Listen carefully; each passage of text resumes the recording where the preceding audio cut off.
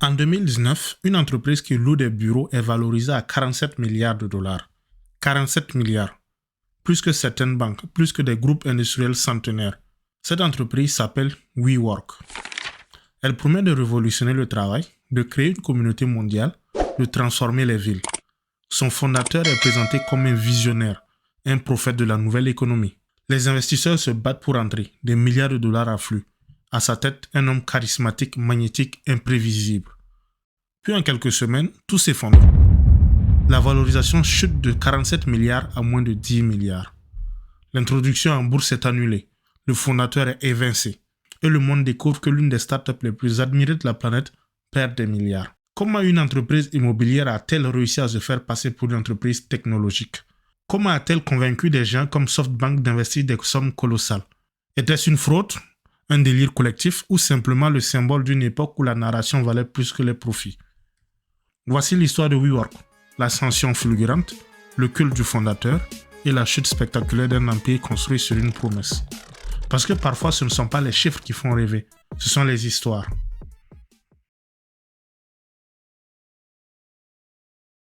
Pour comprendre WeWork, il faut comprendre son fondateur. Avant d'être le CEO d'une entreprise valorisée à 47 milliards de dollars, Adam Neumann est un immigré israélien installé à New York. Grand, charismatique, ambitieux, il ne veut pas seulement créer une grande entreprise, il veut créer quelque chose de grand. Mais au départ, l'idée est simple. En 2008, avec son associé Miguel McKelvey, il lance un premier concept, Green Desk.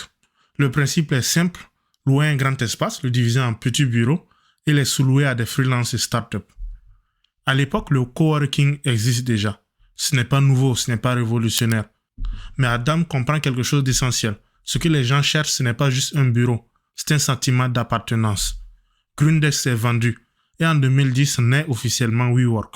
Au lieu de dire nous louons des bureaux flexibles, Adam dit nous transformons la façon dont les gens travaillent. Au lieu de parler d'immobilier, il parle de communauté. Au lieu de parler de mètres carrés, il parle de mission. Sur le site de WeWork, on ne trouve pas de descriptions techniques. On trouve des phrases comme WeWork crée un monde où les gens travaillent pour faire une vie, pas juste gagner leur vie. C'est puissant, c'est émotionnel et ça fonctionne. En 2010, après la crise financière, beaucoup de grandes entreprises réduisent leurs bureaux. Les startups explosent, les freelances se multiplient. La gig économie commence à émerger. Et surtout, la Silicon Valley est en pleine euphorie. Des entreprises comme Uber et Airbnb réinventent des industries entières. Le mot magique de l'époque, c'est disruption. Adam Neumann comprend que pour lever des fonds, il ne faut pas être une entreprise immobilière. Il faut être une entreprise technologique. Le premier espace WeWork à New York est un succès rapide. Les bureaux sont design, modernes, instagrammables avant l'heure et pleins d'énergie. Il y a de la bière pression, des événements networking et une ambiance startup permanente. WeWork vend une atmosphère et surtout les membres adorent. Le taux de remplissage grimpe.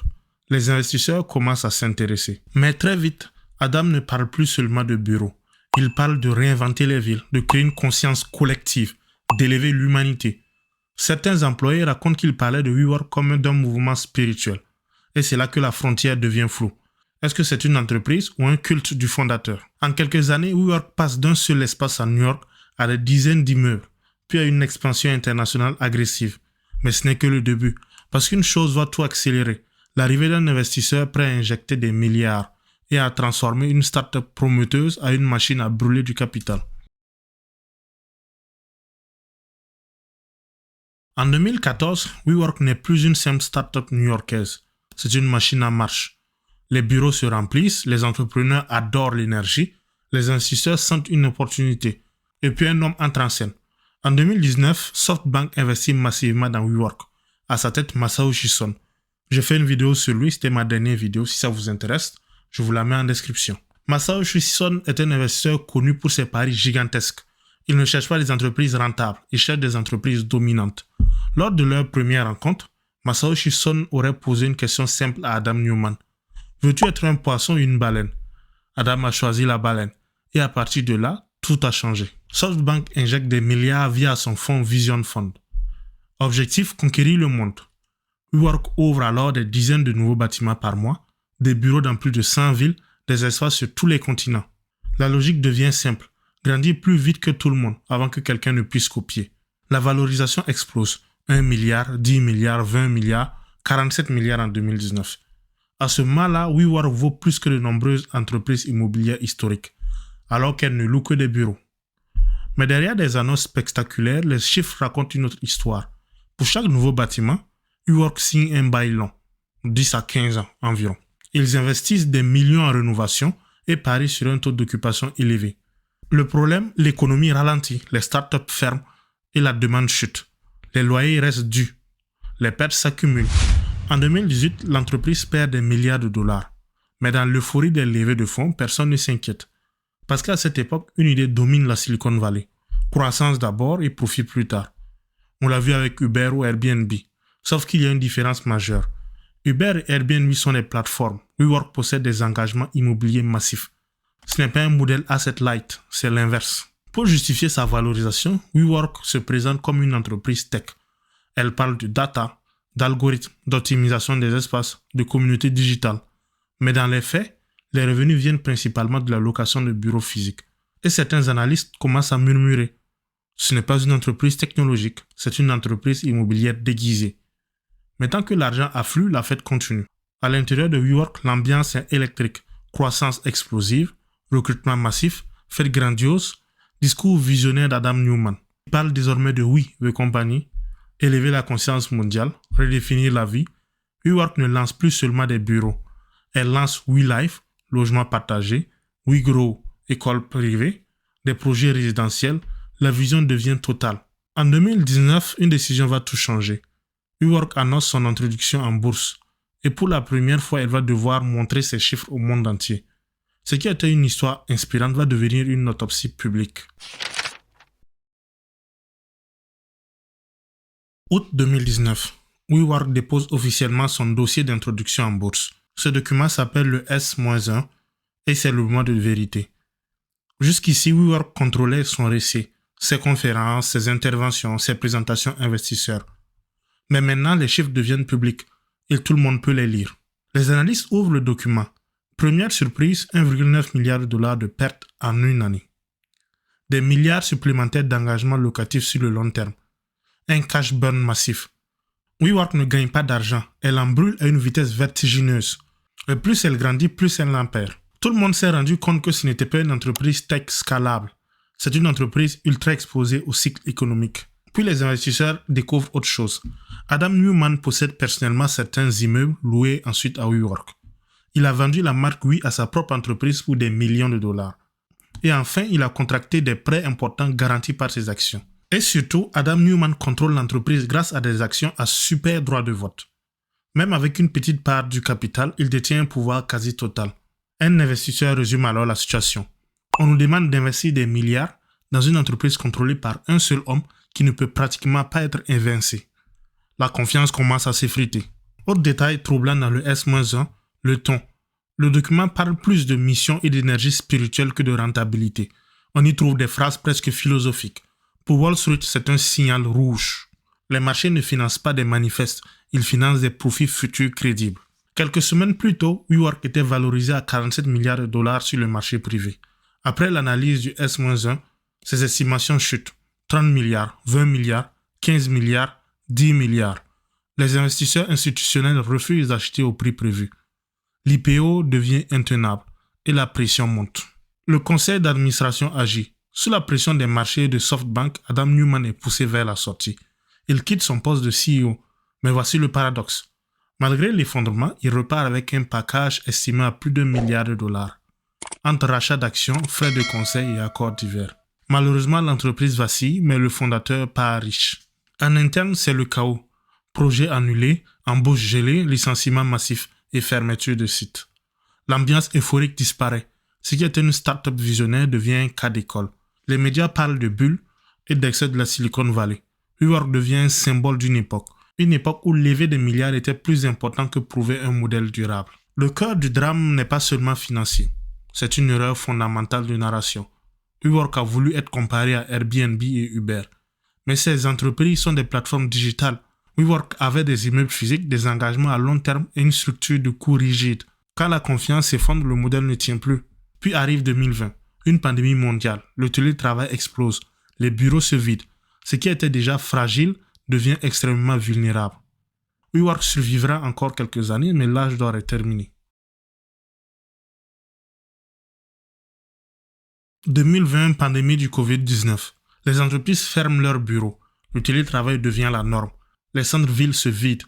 Et pour WeWork, le choc est brutal. En période normale, la stratégie de WeWork peut fonctionner. Mais en période de crise, ça ne fonctionne pas. Les membres résilient, les startups ferment. Les grandes entreprises réduisent leur surface. Les revenus baissent, mais le loyer à payer aux propriétaires des immeubles reste. WeWork tente de survivre. Renégociation des baux, fermeture de sites, licenciements massifs, vente d'actifs. Mais les chiffres restent lourds. Des milliards de dollars d'engagement locatif, une dette importante, un cash flow négatif. L'entreprise devient dépendante de son principal soutien, SoftBank. SoftBank injecte encore de l'argent, non pas par optimisme, mais pour limiter les pertes. C'est ce qu'on appelle défendre une position. Sous une nouvelle direction, WeWork change de ton.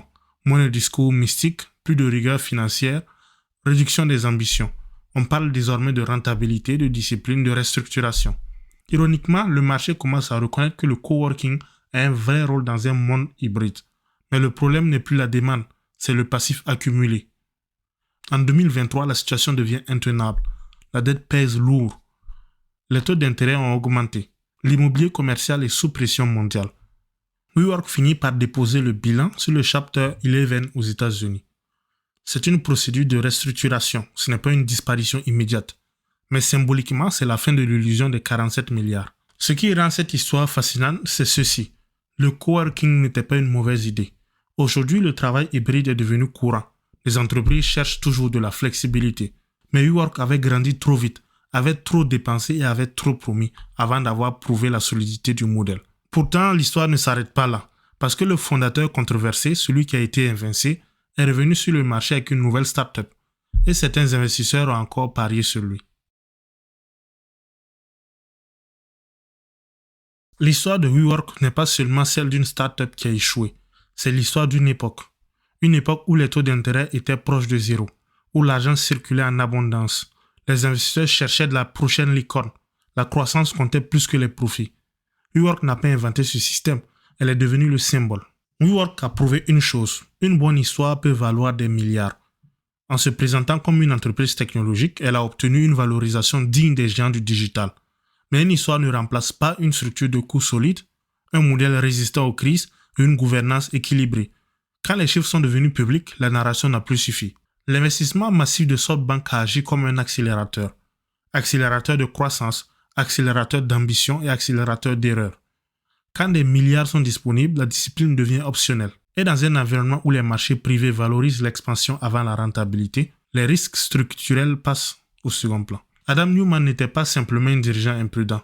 Il était convaincu qu'il construisait plus qu'une entreprise, convaincu qu'il transformait la société. C'est là toute la complexité. Les grands visionnaires et les grands excès se ressemblent parfois beaucoup. La frontière entre ambition et démesure est fine, très fine même. Comparé à Uber ou Airbnb, WeWork avait une différence cruciale. Elle portait le risque de l'immobilier. Des engagements lourds, peu flexibles, sensibles aux crises. La pandémie n'a pas été le problème, elle l'a révélé. Aujourd'hui, le monde du travail a changé. Le travail hybride est devenu normal. Les entreprises cherchent de la flexibilité. Le coworking a toujours sa place, mais WeWork n'a pas profité pleinement de cette transformation parce qu'elle avait grandi trop vite dans un monde qui récompensait la promesse plus que la preuve. La vraie question n'est pas comment WeWork a-t-elle pu s'effondrer. C'est plutôt pourquoi autant de personnes ont-elles voulu y croire. Investisseurs, employés, médias, marchés.